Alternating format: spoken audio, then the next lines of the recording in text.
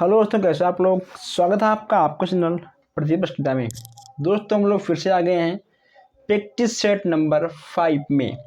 दोस्तों यहाँ पे आपका शिक्षण का बाल विकास एवं शिक्षण शास्त्र का प्रैक्टिस सेट चल रहा है। दोस्तों हम यहाँ पर आपको 30 प्रश्न देते हैं।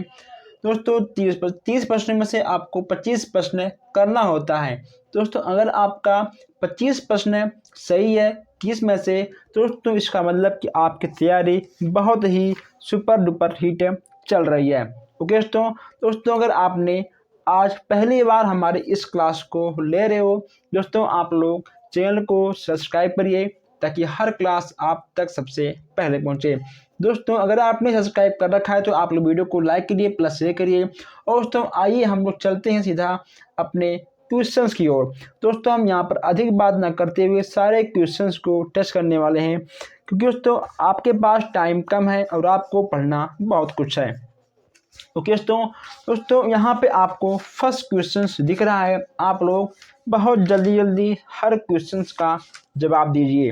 दोस्तों चलिए दोस्तों आपका फर्स्ट क्वेश्चन क्या है। फर्स्ट क्वेश्चन आपका है, सीखने से क्या तात्पर्य होता है।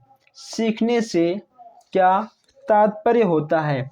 हम दोस्तों यहाँ पर केवल आपके क्वेश्चंस आंसर की बात करेंगे, क्योंकि दोस्तों हम नहीं चाहते हैं कि आपका टाइम बर्बाद हो। दोस्तों हम चाहते हैं कि आप लोग यहाँ पर कम टाइम में अधिक से अधिक क्वेश्चंस को टेस्ट करिए। सीखने से क्या तात्पर्य है। अगर बात करें तात्पर्य की, दोस्तों जब हम सीखते हैं उसका तात्पर्य सीधा पड़ता है हमारे व्यवहार पर। ओके दोस्तों व्यवहार में अपेक्षाकृत अस्थायी परिवर्तन। जब हम कोई चीज़ सीखते हैं, ठीक है, जब हम कोई चीज़ सीखते हैं तो दोस्तों सीखने के दौरान हमारे व्यवहार में जो अस्थायी परिवर्तन आता है दोस्तों अपेक्षाकृत से, ठीक है, तो वही हमारा होता है व्यवहार में अपेक्षाकृत अस्थायी परिवर्तन। ठीक है दोस्तों, पहला आपका हो जाएगा तीसरा। अब हम चलते हैं सेकंड की ओर। दूसरा आपका है, शिक्षार्थियों को स्कूल सिर्फ शिक्षा ही नहीं अपितु सामाजिक मूल्यों, सामाजिक संज्ञान तथा सामाजिक मानकों के विषय में जानकारी देकर उन्हें समाजीकरण का बीज बोता है। ओके दोस्तों, विद्यालयों को स्कूल सिर्फ शिक्षा ही नहीं दोस्तों, ठीक है, सामाजिक मूल्यों, सामाजिक संज्ञान, सामाजिक मानकों विषय में जानकारी देकर उन्हें सामाजिकरण का बीज बोता है। दोस्तों यहाँ पर सामाजिक पर यहाँ पर जोर किस लिए दिया गया है। दोस्तों यहाँ पर आपको सामाजिक पर इतना जोर इसलिए दिया गया है क्योंकि दोस्तों एक बालक समाज से ही स्कूल में आता है और उसको समाज से ही जोड़कर शिक्षा देना चाहिए, ताकि दोस्तों बालक के शारीरिक, मानसिक, भौतिक विकास बहुत जल्दी हो सके। अब हम यहाँ पर आते हैं क्वेश्चन नंबर 3 पर। हम दोस्तों देखते हैं यहाँ पर क्वेश्चन नंबर 3। तीसरा आपका है, सीखने वाले का स्व नियमन निर्भर करता है। इसमें दोस्तों आपका हो जाएगा, स्वयं सीखे गए ज्ञान का अन्वेषण करने पर। अगर तो बात करें चौथे की, सीखने के अंतर्गत इसको फोल्डिंग दर्शाता है। तो दोस्तों इसके फोल्डिंग दर्शाता है। दोस्तों चौथा का आपका हो जाएगा, चौथा सीखने की प्रक्रिया में प्रयुक्त सहायक सामग्री की मात्रा को। ओके दोस्तों देखिए हम यहाँ पर आज दोस्तों यहाँ पे आपका गया है सहायक सामग्री।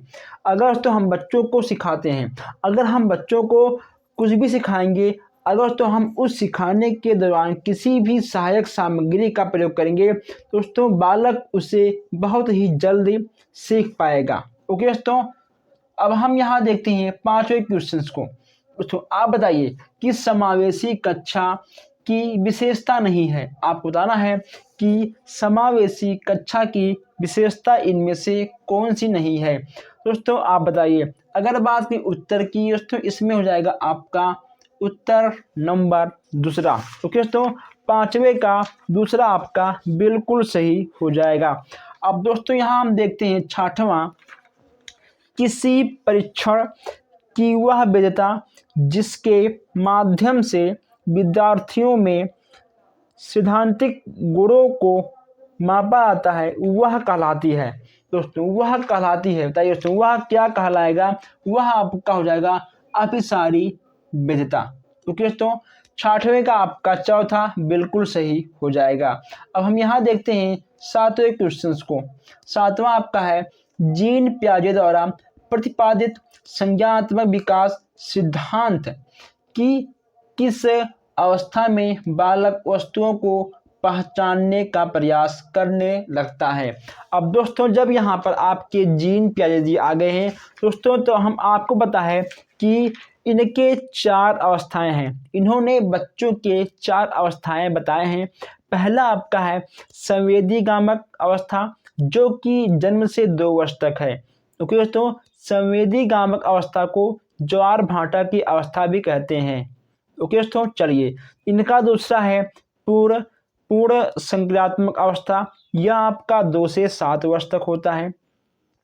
तीसरा आपका है मूर्त संक्रियात्मक अवस्था, यह तो आपका 7 से 11 वर्ष तक है।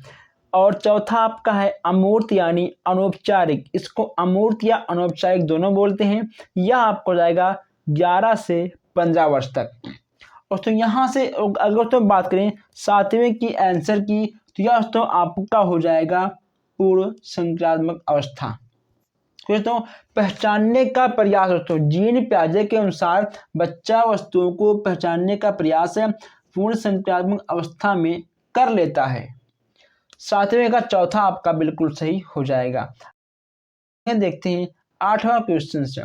दोस्तों 8वां यहाँ पर क्या है, जब बालक स्कूल जाने के लिए रोज की तरह स्कूल ड्रेस जूता आदि पहनता है, किताबें लेता है, तब दोस्तों व्यवहारों के ये सभी संगठित क्रम कहलाते हैं।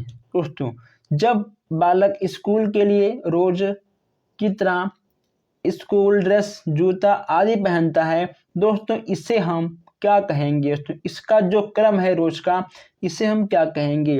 अगर दोस्तों बात करें 8वें की, तो दोस्तों यह आपका हो जाएगा इस स्कीम से। ओके दोस्तों, यह आपको हो जाएगा इस स्कीम से। अब यहाँ पे हम बात करते हैं 9वें प्रश्न की। निम्न में से वह कथन जो शिक्षार्थियों में सृजनात्मकता का पोषण करता है। दोस्तों इसमें आपका हो जाएगा आंसर नंबर पहला। ओके दोस्तों, पहला आपका बिल्कुल सही हो जाएगा। दोस्तों ऐसे ही कुछ, इसलिए आप लोग अच्छे से देखते हुए आगे बढ़िए। भाषा अच्छे गुणों से संपन्न तथा सफल मानी जाती है। भाषा अच्छे गुणों से संपन्न तथा सफल मानी जाती है। दोस्तों इसमें आपका क्या होगा? इसमें आपका हो जाएगा दूसरा, यह नए विचार और संभावनाएं उत्पन्न करने में सक्षम हो। ओके दोस्तों, जब अच्छे भाषा या गुणों को संपन्न और सफल तब माना जाएगा जब नए विचारों और संभावनाएं उत्पन्न करने में सक्षम हो। 10वें का आपका दूसरा बिल्कुल सही हो जाएगा। अब हम यहाँ देखते हैं प्रश्न नंबर 11। एक शिक्षार्थी वस्तुओं को या तो बिल्कुल सही या तो बिल्कुल गलत के रूप में वर्गीकृत करता है। आप उसके चिंतन को किस वर्ग में रखोगे? बिल्कुल सही या बिल्कुल गलत? दोस्तों जहां पर आपको दिख जाए बिल्कुल सही या बिल्कुल गलत, दोस्तों आपको तुरंत मारना है इसे नगण्य चिंतन। 11वें का आपका पहला बिल्कुल सही हो जाएगा। ओके दोस्तों, बिल्कुल सही बिल्कुल गलत आपको दिख जाएगा, वह आपका हो जाएगा नगण्य चिंतन। ओके दोस्तों, चलिए आगे बढ़ते हैं। 12वां आपका है, एक परीक्षण में बहुत सारे लोगों से केवल विषम संख्या होती, केवल विषम संख्या के प्रश्नों के जवाब देने को कहा गया। बाद में उनसे केवल सम संख्या वाले प्रश्नों का जवाब देने को कहा गया। प्रत्येक व्यक्ति के दोनों अंकों की तुलना करके परीक्षणों की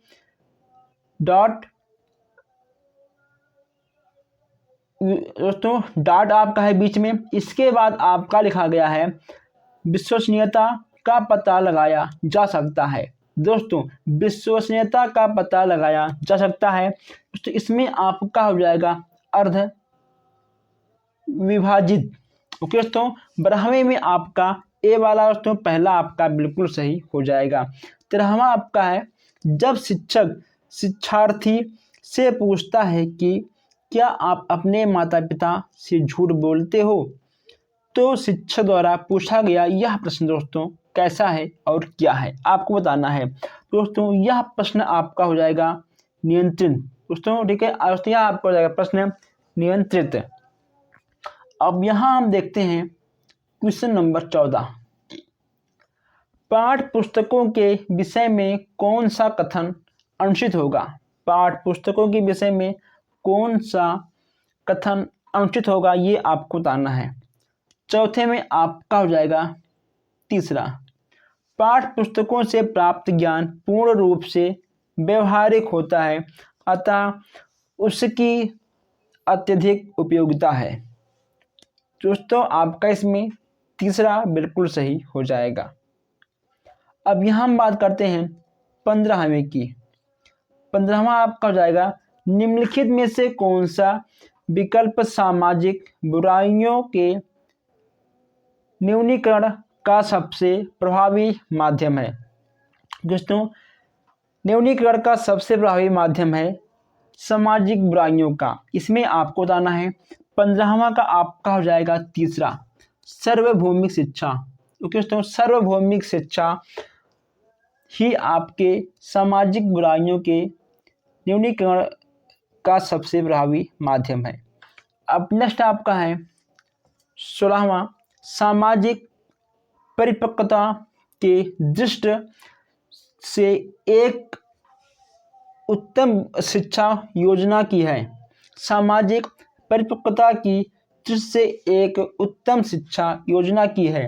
दोस्तों योजना की है, ठीक है दोस्तों, योजना है कि कक्षा के सभी शिक्षार्थियों को उचित सामाजिक योगदान देने के लिए प्रोत्साहित करना। दोस्तों जहाँ पर भी आपको दिख जाए प्रोत्साहित करना, वही क्वेश्चंस आपके सही माने जाएंगे दोस्तों, वह क्वेश्चंस आपका अक्सर सही हो जाता है।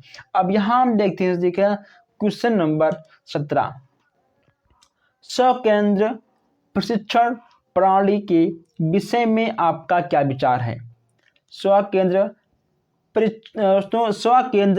परीक्षा, देखिए दोस्तों स्वकेंद्र परीक्षा क्या होता है कि जहां आप पढ़ रहे हो आपकी परीक्षा उसी केंद्र में हो दोस्तों, यानी आपका परीक्षा आपके विद्यालय में ही हो, वह होता है आपका स्वकेंद्र परीक्षा प्रणाली। दोस्तों उसके विषय में आपका क्या विचार है, आपका क्या आशा है, आपसे ये पूछा गया है। अगर दोस्तों बात करें विचार की या फिर आशा की, दोस्तों इससे विद्यार्थियों को नई जगह जाकर समायोजन का कष्ट नहीं झेलना पड़ेगा। जैसे कि दोस्तों आप जहां पढ़ रहे हो, अगर आपकी परीक्षा वहां ना होकर कहीं अलग होती है दोस्तों, कहीं ना कहीं वहां पर आपको समायोजन का कष्ट देखना पड़ता है। ओके दोस्तों, आप वहां पर अपने आप को ढाल नहीं पाते हो, इससे आपके पेपर गड़बड़ हो सकते हैं। तो वही आपका है स्वकेंद्र परीक्षा। 18वां आपका है कक्षा के प्रजातांत्रिक पर्यावरण की प्रमुख भूमिका है। कक्षा के प्रजातांत्रिक पर्यावरण की प्रमुख भूमिका है, इसमें आपको बताना है। इसमें आपका हो जाएगा विद्यार्थियों के बहुमुखी व्यक्तित्व का विकास। ओके दोस्तों, विद्यार्थियों के बहुमुखी व्यक्तित्व का विकास, यानी 18वें का आपका पहला बिल्कुल सही हो जाएगा। अब हम यहाँ चलते हैं, देखते हैं 19वां प्रश्न। दोस्तों देखिए 19वां प्रश्न पर हम लोग आ चुके हैं, लेकिन अभी तक आप लोगों ने ना शेयर किया है, ना अभी तक आप लोगों ने वीडियो को लाइक किया है। और कुछ हमारे भाई बहन इतने अच्छे हैं, वो लोग देख रहे हैं लेकिन अभी उन्होंने सब्सक्राइब तक भी नहीं किया है। अगर आप देख रहे हो तो आप लोग सब्सक्राइब करिए, ताकि ऐसे ही क्लास आप तक सबसे पहले पहुँचे। अगर दोस्तों बात करें 19वें क्वेश्चन की, एक सार्वजनिक क्षमता है जिसके सहारे बालक उद्देश्यपूर्ण क्रिया करता है, विवेकशील चिंतन करता है तथा वातावरण के साथ प्रभावी ढंग से समायोजन करता है। दोस्तों इसमें आपका हो जाएगा बुद्धि। ओके दोस्तों, बुद्धि अगर आपके पास है तो आप विवेकशील चिंतन भी कर सकते हो। ओके दोस्तों, आप प्रभावी रूप से समायोजन भी कर सकते हो। आप दोस्तों उद्देश्यपूर्ण भी हो सकते हो दोस्तों, इसलिए बुद्धि बहुत ही आवश्यक है। तो 19वां में आपका हो जाएगा पहला, यानी आपका हो जाएगा बुद्धि। ठीक है, चलिए दोस्तों अब हम यहाँ देखते हैं 20वां क्वेश्चन से। 20वां आपका है स्किनर के अनुसार सीखने में प्रतिवादी अनुक्रिया वह अनुक्रिया है। सीखने के अनुसार दोस्तों, स्किनर के अनुसार सीखने में प्रतिवादी अनुक्रिया वह अनुक्रिया है जो दोस्तों जो स्पष्ट उद्दीपन द्वारा उत्पन्न होती है। 20वां का आपका पहला बिल्कुल सही हो जाएगा। ठीक है जी दोस्तों, अब यहाँ हम देखते हैं 21 क्वेश्चन हैं। 21 क्वेश्चन आपका क्या है, शिक्षक के मानसिक स्वास्थ्य का अध्ययन करना आवश्यक है क्योंकि दोस्तों क्योंकि छात्र के शैक्षिक विकास पर शिक्षक के मानसिक स्वास्थ्य का प्रभाव पड़ता है। अगर तो मान लो एक टीचर कम बुद्धि वाला है, अगर वह बच्चों को पढ़ाएगा तो वह उतने अच्छे से नहीं पढ़ा पाएगा।